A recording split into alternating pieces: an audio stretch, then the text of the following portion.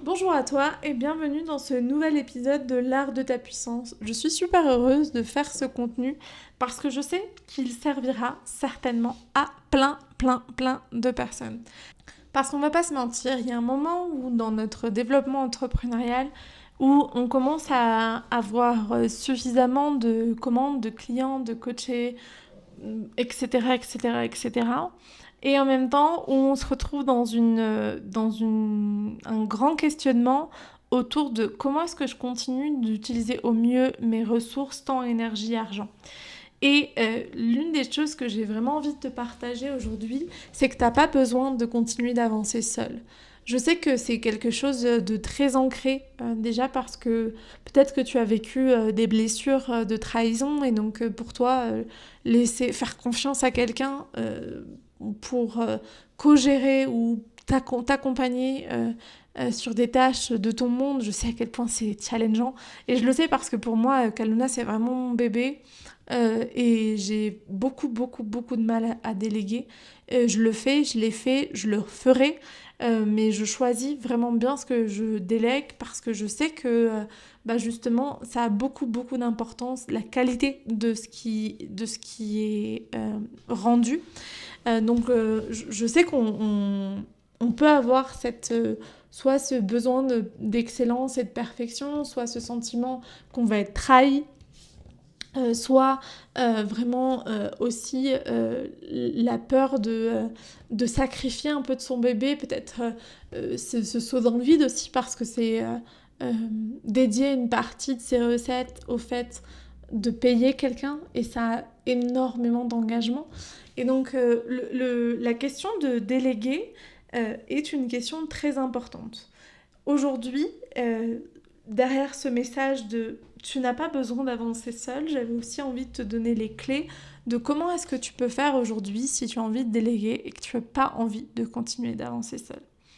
Donc, le podcast va se dérouler en plusieurs étapes. Je vais te parler du quoi, du qui, du quand et du comment. Donc, de tous les enjeux autour de ces grandes questions qu'on se pose. Quoi déléguer, à qui, quand et comment. Donc, pour parler du quoi déléguer, je pense que la première chose à se poser la question, c'est qu'est-ce qu'il est pour moi indispensable de continuer à... euh, ou qu'est-ce qui est indispensable qui se continue de faire dans mon entreprise, mais qui m'éloigne de ma zone de génie. C'est-à-dire si c'est moi qui continue de le faire, franchement, c'est chronophage et c'est pas l'espace où je prends le plus de plaisir. Et finalement, par contre, c'est quelque chose qui me demande énormément de temps. Et c'est aussi comprendre que si c'est pas dans ma zone de génie, je sais le faire, mais je suis pas experte dans ce domaine-là. Donc ce que je fais, ça reste d'une qualité moyenne, et que derrière cette qualité moyenne, bah, il peut y avoir une marge d'amélioration. Donc ça, pour moi, c'est vraiment les enjeux du quoi, c'est prendre le temps de poser sur la table quelles sont les actions indispensables à continuer de mettre en place et quelles sont dans ces actions celles qui me font chier ou vraiment sur lesquelles je ne prends pas de plaisir. Ça nourrit pas ma créativité, ça ne nourrit pas mon espace où je me sens utile et je me sens contribuer.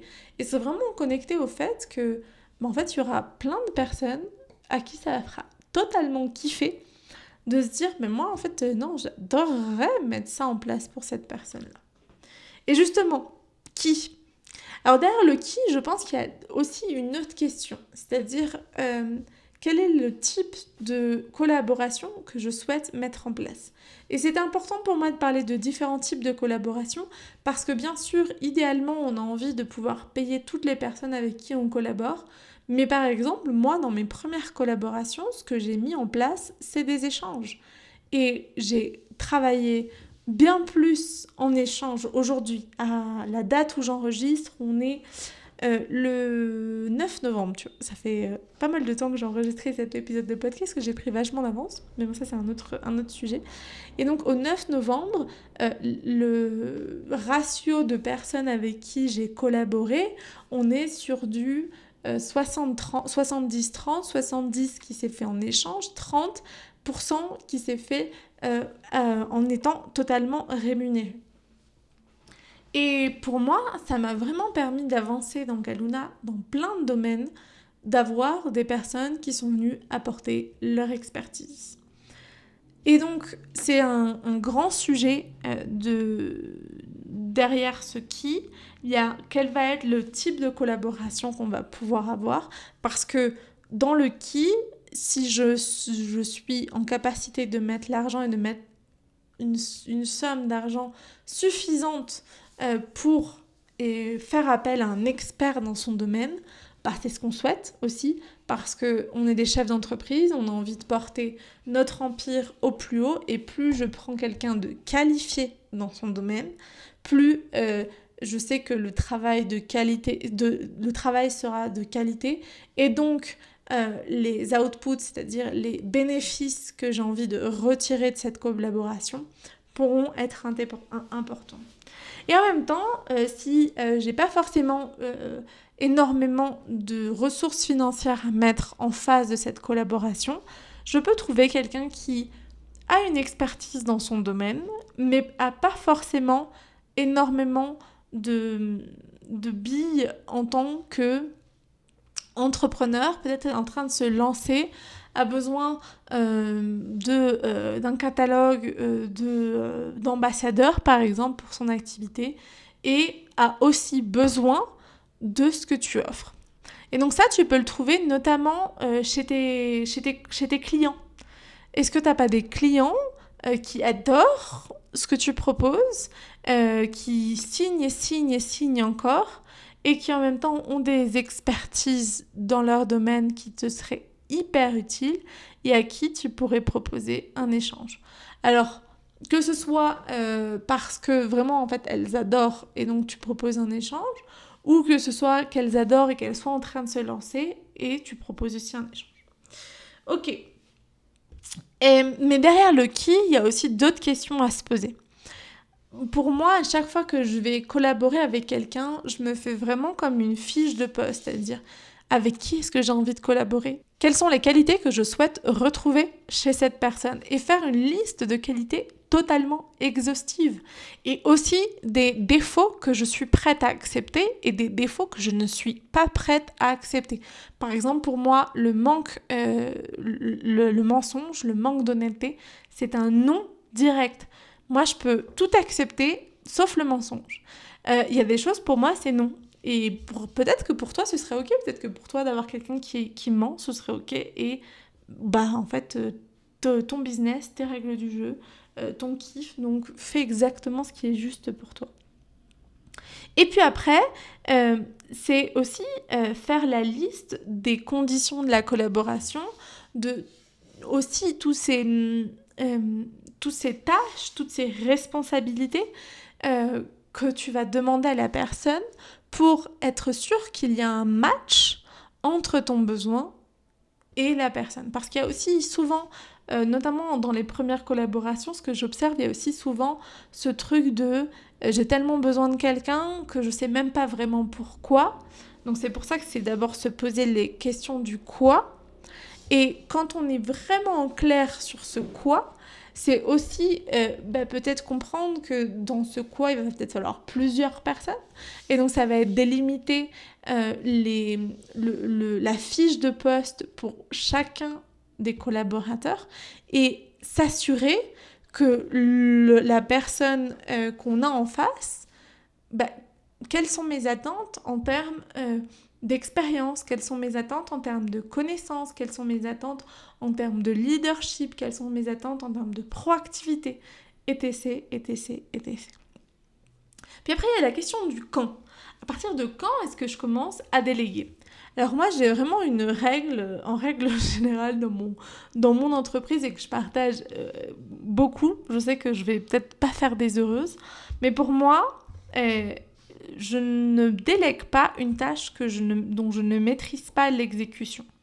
C'est-à-dire que si je ne sais pas comment faire une tâche, je vais d'abord comprendre quels sont les enjeux, quel est le processus créatif et quelles sont les étapes de la mise en place de cette tâche. À moins que ce soit vraiment une expertise un peu type la gestion financière, je pense que ça, si je délègue, et j'ai aucun problème à déléguer à un gestionnaire financier et à ne surtout pas m'occuper de ça. Mais je pense par exemple à tout ce qui est réseaux sociaux, à tout ce qui est site internet, à tout ce qui va être création de tunnels de vente, tout ce qui va être création de visuels. Et par exemple, moi, c'est ce qui me permet aujourd'hui de faire appel à quelqu'un pour améliorer mon branding.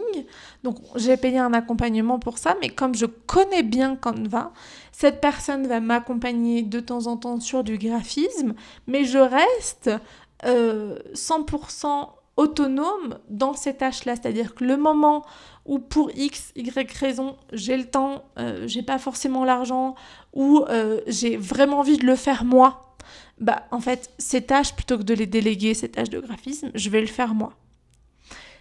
Et pour moi, c'est vraiment important de ne pas déléguer une tâche tant qu'on ne maîtrise pas les enjeux des étapes de cette tâche-là.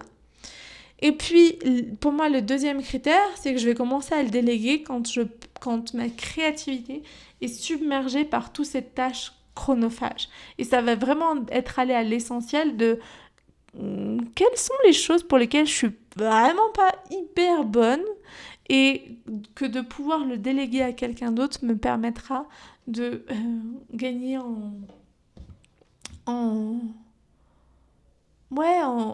espace, en respiration.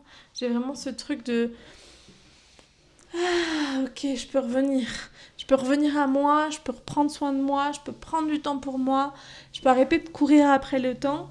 Et ça, c'est pour moi hyper important, parce que plus tu crées de l'espace, plus tu nourris ta créativité. Donc quand je me sens submergée, je me pose la question, quelles sont les tâches que je peux annuler ? Genre en mode, ah non, mais ça en fait, je le fais, mais je le fais par habitude et c'est pas vraiment utile. Quelles sont les tâches que je peux déléguer et à qui ? Mais je le fais à partir du moment où je comprends les enjeux et où je sens que là, c'est important pour moi de déléguer. Et il y a un dernier critère qui pour moi est assez important, c'est quand je sens que les ventes sont en train de stagner.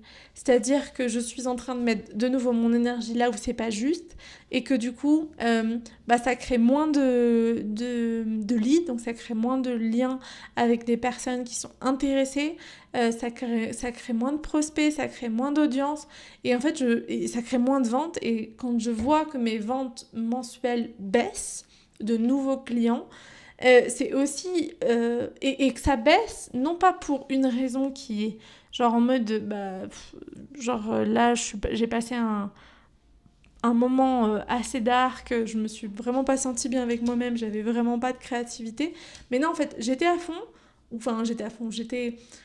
j'étais avec une belle énergie, sauf que j'étais tellement dispersée, tellement au four et au moulin, que finalement, ça n'a pas permis de créer de cohérence ni de confiance aux personnes en face de moi. Et certainement qu'aussi cette dispersion, ça crée un système nerveux activé. Peut-être c'est aussi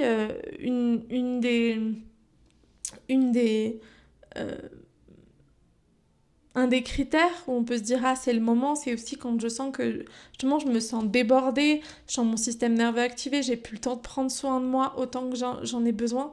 Et là, c'est le moment de se dire soit j'arrête une partie de mon activité, soit je délègue.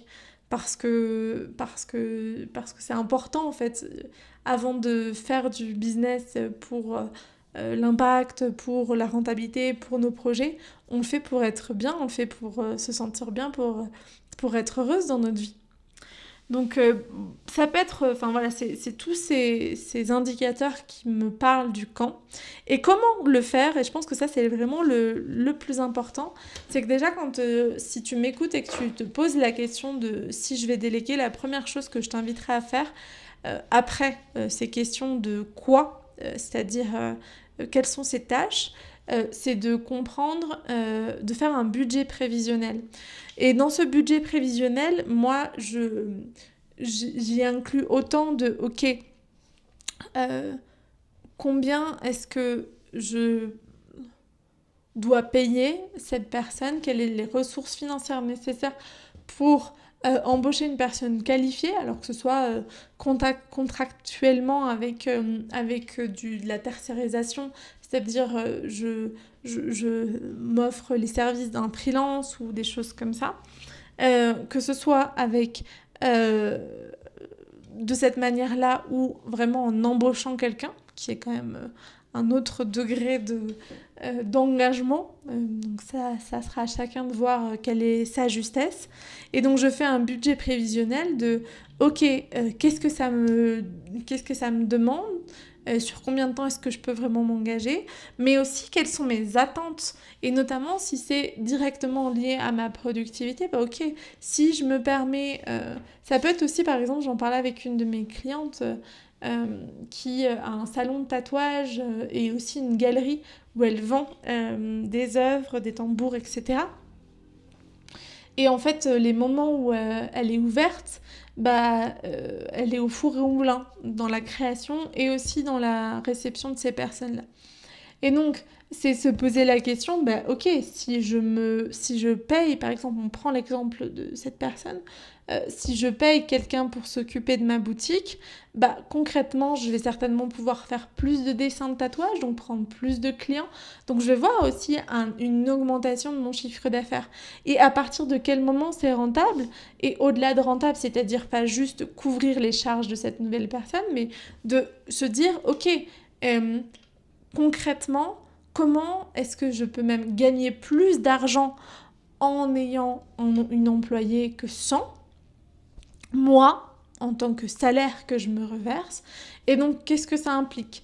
Quelles sont les offres que je vais mettre en avant ? Sur quoi est-ce que je vais mettre mon énergie, ce temps et cette énergie récupérée pour générer plus de revenus. Et donc, c'est aussi se faire un tableau avec nos objectifs prévisionnels, que ce soit de les offres que j'ai envie de vendre le plus, que ce soit le temps que je vais passer de plus à créer sur les réseaux sociaux, à prospecter, à créer dans la matière mes offres. Je sais pas, si par exemple aussi j'enregistre des vidéos parce que j'ai un programme en ligne, c'est combien de temps je vais aussi dédier à ça. Et c'est être capable aussi d'avoir cet œil de lynx de projection. Parce que embaucher pour embaucher juste parce que j'en ai marre, mais sans cette vision de qu'est-ce que je vais pouvoir gagner derrière, comment est-ce que je vais pouvoir me développer encore plus derrière, c'est un peu de nouveau pisser dans un violon parce que ok, je vais peut-être mettre ça en place sur du court terme, peut-être que ça va m'aider sur du court terme, mais en fait à long terme je vais peut-être devoir arrêter de travailler avec cette personne parce que j'aurais pas suffisamment anticipé le comment est-ce que je me rends rentable, comment est-ce que je gagne plus d'argent, et puis en fait je me rends compte que c'est pas viable. Et donc, c'est pour moi une vraie stratégie de commencer à déléguer à quelqu'un. Par exemple, si vous écoutez des podcasts du début de l'année 2024, je vous parlais beaucoup de cette envie de déléguer. Et j'ai pas encore trouvé la perle rare, mais je sais aussi parce que je suis vraiment depuis des mois dans cette projection de comment est-ce que je vais rendre rentable l'activité, et donc du coup de quoi est-ce que j'ai réellement besoin. Et moi ça prend des mois et je sens que je touche du doigt quelque chose et que ça va certainement se dégoupiller que ça va se mettre en place dans les prochaines semaines, mais ça a pris son temps. Et puis après, dans le comment, il y a aussi tout ce qui est définition de tâches, de processus, des deadlines, des délivrables, de ton application aussi à l'intérieur de ces tâches, c'est-à-dire est-ce que tu laisses totalement free, est-ce que tu as envie qu'on te consulte, est-ce que c'est une co-création, et que tout ça soit hyper clair au moment où la personne candidate, au moment qu'il soit d'autant plus clarifié au moment où tu l'embauches, et qu'il soit remis à jour régulièrement pour permettre de rendre autonome la personne et qu'elle ne soit pas tout le temps en attente, en besoin que tu lui montres, que tu la guides, que tu sois tout le temps avec elle.